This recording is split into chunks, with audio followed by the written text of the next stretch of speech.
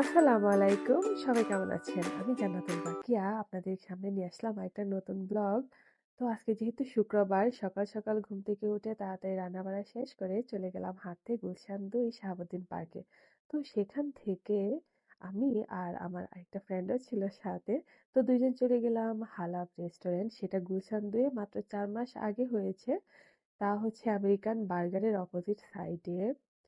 So ওদের খাবারগুলো সবার কাছে শুধু শুনছি যে খুবই মজার, বিশেষ করে অফিসে। তাই গতকাল লাঞ্চ আওয়ারে গিয়েছিলাম। তার আগের দিন আমি সন্ধ্যায় গিয়ে চা মিষ্টিও খেয়ে এসেছিলাম।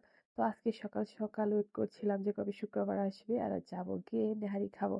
সো আজকে সকালে চলে গেলাম নেহারি খেতে।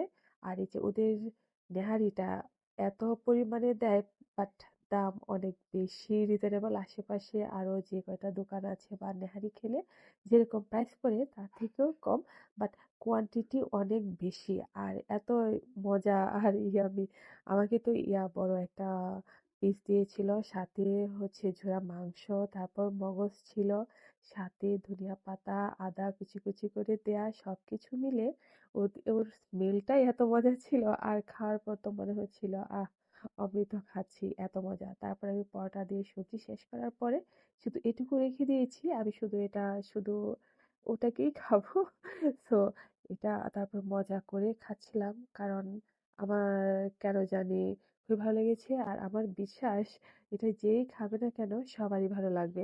আর ওদের খাবার কেন জানি সবারই পছন্দ হচ্ছে, কারণ ওদের খাবারগুলো না খুব একটা স্পাইসি বা হোটেলের মতো যে হচ্ছে অনেক মশলা টশলা দিয়ে রান্না করে এরকম না।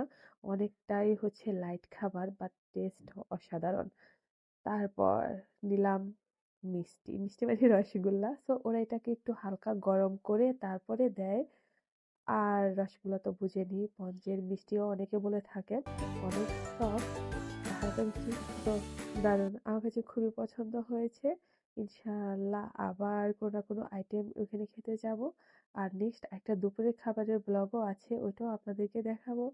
সো আজকের মতো সবাই ভালো থাকবেন। Bye bye. পছন্দ হলে লাইক করবেন।